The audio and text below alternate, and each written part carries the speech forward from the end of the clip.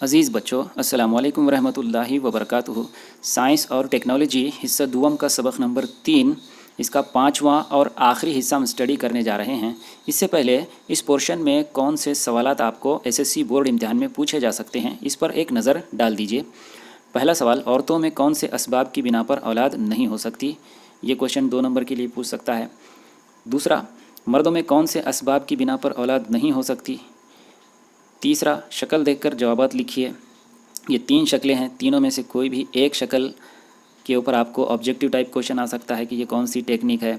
जैसे सबसे left hand side की जो शक्ल है उस पर आपको इससे पहले बोर्ड एग्ज़ाम में क्वेश्चन आ चुका है, तो 1 नंबर के लिए भी पूछ सकता है और 2 या 3 नंबर के लिए भी इस क्वेश्चन को पूछा जा सकता है कि इस टेक्निक का नाम लिखिए। दूसरा क्वेश्चन, ये टेक्निक क्यों इस्तेमाल की जाती है। इस तरह से चौथा सवाल, फ़र्क बयान कीजिए। एक जुफ्ती जुड़वां और 2 जुफ्ती जुड़वां। अभी हम जो पोर्शन पढ़ रहे हैं उसमें ये इसके जवाबात आने वाले हैं, 1 जुफ्ती और 2 जुफ्ती। 5वां क्वेश्चन, साइंसी वजह बयान कीजिए। माहवारी के दौरान मखसूस अज़ा की सफाई ज़रूरी है। तो इस तरह के क्वेश्चंस आपको एसएससी बोर्ड में पूछे जा सकते हैं। तो चलिए अब ये लास्ट का पोर्शन हम कवर करते हैं। तौलीद और जदीद technology, reproduction and advanced technology. मुख्तलिफ़ असबाब के तहत बेशुमार ज़ौजैन को औलाद नहीं होती। औरतों में माहवारी की बेकायदगी नंबर 1 पहली वजह। बैज़ खलिए की पैदावार में रुकावट दूसरी वजह। बैज़ नाली में बैज़ खलिए के दाखिले में रुकावट तीसरी वजह। रहम की सलाहियत तनसीब में कमी वगैरह असबाब की बिना पर औलाद नहीं हो सकती है। यहाँ पे 4 असबाब या वजूहात बयान की गई हैं जिनसे औरतों को या ख़वातीन को औलाद नहीं हो सकती है। पहला, माहवारी की बेकायदगी। दूसरा, बैज़ खलिए की पैदावार में रुकावट। तीसरा है बैज़ नाली में बैज़ खलिए के दाखिले में रुकावट। और चौथा है रहम की सलाहियत तनसीब। तनसीब यानी किसी चीज़ का फ़िक्स हो जाना, फिट हो जाना, किसी चीज़ का गड़ जाना, मजबूती से बैठ जाना, उसे कहते हैं तनसीब। तो रहम की सलाहियत तनसीब में कमी हो जाती है। इस तरह के 4 प्रॉब्लम्स हैं। ठीक है। अब मर्दों में मादा मनविया में मनविये का ना पाया जाना, ये पहला प्रॉब्लम, पहला सबब जिसकी वजह से औलाद नहीं हो सकती है। तो मादा मनविया में क्या होता है, मनविया यानी स्पर्म्स जो इस शक्ल के होते हैं, स्पर्म्स ये ना पाए जाते हैं। दूसरा क्या है, इसकी हरकत सुस्त, यानी होते तो हैं लेकिन उनकी हरकत बड़ी सुस्त होती है। तीसरा सबब, मनविये में मुख्तलिफ़ नक़ाइस, यानी इसके अलावा भी कोई दूसरे नक़ाइस हो सकते हैं। औलाद के हुसूल में रुकावट बनते हैं, लेकिन जदीद साइंस के ज़रिए इन रुकावटों को दूर किया जा सकता है। IVF पहली टेक्निक, मुतबादिल माँ दूसरी टेक्निक, मनविया बैंक तीसरी टेक्निक। ये 3 टेक्निक्स हैं। जैसी तकनीक की मदद से बे औलाद ज़ौजैन भी औलाद वाले हो सकते हैं। ज़ौजैन यानी जोड़ा, मियाँ बीवी औलाद वाले हो सकते हैं। ठीक है। तो अब ये 3 टेक्निक के बारे में आपको इस सबक में मालूमात दी हुई हैं। तो सबसे पहली इसमें जो टेक्निक है वह है मसनवी बारावरी, जिसके बारे में आपको गुज़िश्ता इम्तिहान में भी सवाल पूछा जा चुका है। इसे इंग्लिश में कहते हैं in vitro fertilisation. In vitro का मतलब ही वो होता है कि जिसका जो है लेबॉरेटरी में किया जाए काम, या जिसको इम्तिहानी नली के अंदर या पेट्री डिश में जो काम किया जाए उसे कहते हैं इन विट्रो। तो इन विट्रो फर्टिलाइजेशन यानी मसनवी बार आवरी। इस तकनीक में इम्तिहानी नली में बार आवरी का अमल अंजाम पाता है। बार आवरी यानी नर जवाजे और मादा जवाजे का मिलाप करके एक उनका जो मिला जुला है जुफ्ता वो तैयार करने का अमल, इसे कहते हैं अमले बार आवरी। बार आवरी का अमल अंजाम पाता है और मुनासिब वक्त पर औरत के रहम में जनीन की तनसीब की जाती है। मनविये की कम तादाद, बैज़ खलिए का बैज़ नली में दाखिल होने में रुकावट वगैरह औलाद ना होने के असबाब हों तो IVF टेक्निक का इस्तेमाल करके औलाद हासिल की जा सकती है। तो कौन सी वजूहत की बिना पर, मनविये की कम तादाद हो या बैज़ खलिए का बैज़ नली में दाखिल होने में रुकावट, ये 2 अगर प्रॉब्लम्स हैं या मसाइल हैं तो उसके सद्देबाब के लिए या उसे उसका इलाज करने के लिए इस टेक्निक का इस्तेमाल किया जाता है। तो ये आपको एग्ज़ाम में पूछ सकता है इस तरह से। यहाँ पे 2 अल्फाज हैं تو تھوڑا سا کنفیوزنگ ہو سکتے ہیں، اس کی میننگ ہم سمجھ لیں گے۔ یہاں پہ جنین اور ایک لفظ آتا ہے بار بار، وہ ہے زواجے، ٹھیک ہے، زواجے، دوسرا ہے جفتہ، ٹھیک ہے، اور تیسرا ہے جنین۔ یہ تینوں جو ہے سمجھنے میں بچوں کو کنفیوژن ہوتا ہے، اس کا ڈفرنس سمجھ لیں گے۔ زواجے دیکھیے، وہ مرد کا زواجہ الگ ہوتا ہے اور عورت کا زواجہ الگ ہوتا ہے، تو یہ زواجے الگ الگ ہوتے ہیں۔ یہ جب دو زواجے مل جاتے ہیں، عمل باراوری کا فعل انجام پاتا ہے، تو ان دونوں سے میاں اور بیوی کا ملا جلا جفتہ تیار ہوتا ہے، ٹھیک ہے، اسے جفتہ کہتے ہیں۔ اب جفتے کی کیا ہوتی ہے، کئی مرتبہ یہ تقسیم کے عمل سے گزرتا ہے اور کچھ نشو نما ہوتی ہے، تو جاندار کا جو ابتدائی جو شکل ہوتی ہے، سب سے ابتدائی پریلیمنری جو اسٹیج ہوتی ہے اس کی، اسے جنین کہتے ہیں، اور جنین کی بعد میں مسلسل نشو نما ہوتی ہے اور اس سے نیا جاندار وجود میں آتا ہے۔ تو یہ تینوں اسٹیجز ہمارے ذہن میں ہونا چاہیے، ٹھیک ہے۔ نیکسٹ ٹاپک کی طرف آگے بڑھتے ہیں۔ متبادل ماں، انگلش میں کہتے ہیں سروگیٹ مدر۔ کچھ عورتوں کے رحم میں باراوری کی صلاحیت نہیں ہوتی، یہ وجہ سے ہوتا ہے، دیکھیے اس کا، یعنی متبادل ماں یعنی سروگیٹ مدر کا جو استعمال کیا جاتا ہے اس ٹیکنیک کا، اس وجہ سے کیا جاتا ہے۔ ایسی عورتیں متبادل ماں اس جدید طریقے کی مدد لے سکتی ہیں۔ اس طریقے میں ایسی عورتیں جن کے رحم میں تنصیب کی صلاحیت نہیں ہوتی، ان کے بیض دان سے بیض خلیہ، کہاں سے؟ بیض دان سے بیض خلیہ حاصل کر کے امتحانی نلی، ٹیسٹ ٹیوب آپ نے دیکھے ہوں گے لیبارٹری میں، ٹیسٹ ٹیوب میں شوہر کے منویے کے ملاپ کر کے باراوری کی جاتی ہے۔ اس سے تیار ہونے والے جنین کی کسی دوسری عورت کے رحم میں تنصیب کی جاتی ہے۔ اس طرح جس عورت کے رحم میں تنصیب کی جاتی ہے اسے متبادل ماں کہتے ہیں۔ تو کیا ہے اس ٹیکنیک کے اندر؟ متبادل ماں اس ٹیکنیک میں جن عورتوں کے رحم میں تنصیب کی صلاحیت نہیں ہوتی، ان کے دیکھیے پہلی سٹیج کیا کرتے ہیں، بیض دان سے بیض خلیہ حاصل کر لیتے ہیں، ٹھیک ہے۔ پھر دوسری سٹیج کیا ہے، دوسری سٹیج مرحلہ اس کا کہ امتحانی نلی میں شوہر کے منوے سے ملاپ کر کے باراوری کی جاتی ہے، ٹھیک ہے، ہاں۔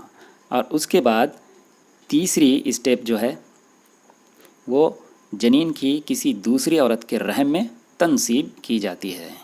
تو اس طرح سے 3 اسٹیجز ہو گئی ہے، اور یہاں پہ اس کے بعد پھر نیا جاندار وجود میں آتا ہے۔ چلیے یہ شکل کو آپ کو ذہن میں رکھنا ہے۔ نیکسٹ، مادہ منویہ بینک، جیسے بلڈ بینک ہوتے ہیں اسی طرح سے مادہ منویہ یعنی اسپرمز کا بھی بینک ہوتا ہے۔ چلیے، بے شمار زوجین میں سے شوہر کے منویے کی پیداوار میں مندرجہ بالا رکاوٹیں پیدا ہو جاتی ہیں۔ ایسے زوجین کو اولاد کے حصول کے لیے یہ ایک نیا تصور اور تکنیک ہے۔ بلڈ بینک جیسا ہی یہ ایک تصور ہے، اس میں خواہش مند مرد کی مکمل جسمانی جانچ اور دیگر جانچ کے بعد حاصل کردہ منویے کا ذخیرہ کیا جاتا ہے۔ یعنی جس طرح سے بلڈ بینک میں خون کا ذخیرہ ہوتا ہے، اس کے اندر مادہ منویہ بینک میں منویے کا یعنی اسپرمز کا یعنی مرد کے جو زواجے ہوتے ہیں ان کا ذخیرہ کیا جاتا ہے، ٹھیک ہے۔ پھر اس کے بعد ضرورت مند زوجین کی خواہش کے مطابق اس مادہ منویہ کا استعمال کر کے زوجین میں سے عورت کے بیض خلیے سے IVF ٹیکنیک کے ذریعے باراوری کی جاتی ہے۔ اس طرح تیار ہونے والے جنین کی تنصیب عورت کے رحم میں کی جاتی ہے۔ دیکھیے کس کی تنصیب؟ جنین کی تنصیب، کہاں پہ؟ عورت کے رحم میں، ٹھیک ہے۔ چلیے، قانوناً مادہ منویہ عطیہ دہندے کا نام خفیہ رکھا جاتا ہے، تو جو بھی اس کو اسپرم ڈونیٹ کر رہا ہے اس کا نام خفیہ سیکریٹ رکھا جاتا ہے۔ تو یہ ہو گئی ٹیکنیک۔ چلیے نیکسٹ ٹاپک ہے ہمارا توأم یعنی جڑواں، ٹوئنس۔ اب دیکھیے جڑواں یہ 2 قسم کا ہوتا ہے، اس لیے دھیان رکھیے، اس شکل کو بھی آپ ذہن میں رکھیے، شکل دیکھ کر بھی آپ کو سوال آ سکتا ہے۔ رحم مادر میں 2 جنین ایک ہی وقت میں نشو و نما پا کر 2 اولادیں جنم لیتی ہیں۔ ایسے 2 نومولود کے معنی ہوتے ہیں جس کی ابھی پیدائش ہوئی ہے، نومولود کو جڑواں یا توأم کہتے ہیں۔ کئی زوجین کو جڑواں اولاد ہوتی ہے۔ جڑواں بچوں کی یہ ذہن میں رکھنا ہے آپ کو 2 قسمیں ہیں، یک جفتی اور 2 جفتی۔ ان دونوں کے درمیان فرق بیان کیجیے کا سوال ایگزام میں آ سکتا ہے۔ اب دیکھیے یہاں پہ ہم کو سب سے پہلے ایک جفتی جڑواں کیا ہوتا ہے یہ سمجھنا ہے۔ جڑواں یک جفتی اولادیں ایک ہی جفتے سے نشو و نما پاتی ہیں۔ جنین کی نشو و نما کے بالکل ابتدائی مرحلے میں جفتہ تیار ہونے کے 8 دن کے اندر اس کے خلیے اچانک 2 گروہوں میں تقسیم ہو جاتے ہیں۔ تو یہ پروسیس اس طرح سے ہوتا ہے۔ پھر اس کے بعد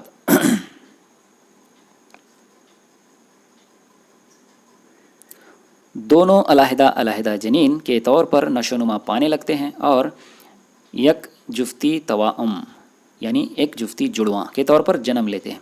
ایسی اولاد جینیاتی طور پر ایک دوسرے کے ہو بہو نظر آتی ہیں یا ہوتی ہیں، اس لیے مشابہ نظر آتی ہیں۔ ان کی جنس بھی مشابہ ہوتی ہے، یعنی ایک جیسی جنس ہوتی ہے ان کی، یعنی دونوں یا تو لڑکے ہوتے ہیں یا لڑکیاں۔ یہ دیکھیے 2 ڈفرنس ہم نے ابھی دیکھ لیے، ٹھیک ہے۔ چلیے 2 ڈفرنس ہم کو لکھنے آنا چاہیے ایگزام میں، یہ سوال اگر آ جائے تو، ٹھیک ہے۔ چلیے یک جفتی جڑواں میں جفتے کی تقسیم اگر اس کے تیار ہونے کے 8 دن بعد ہو تو مشترکہ توأم اولاد پیدا ہو سکتی ہے۔ ایسی جڑواں اولادیں جسم کے کسی حصے سے ایک دوسرے سے جڑی ہوئی حالت میں پیدا ہوتی ہیں۔ ایسے بچوں میں کچھ اعضاء مشترک ہو سکتے ہیں۔ کبھی کبھی 2 بچے جڑے ہوئے نظر آتے ہیں، اخبارات میں آپ نے فوٹو دیکھی ہوگی۔ چلیے حادثاتی طور پر دیکھیے اب ہم کون سے ٹاپک کے اوپر آ گئے؟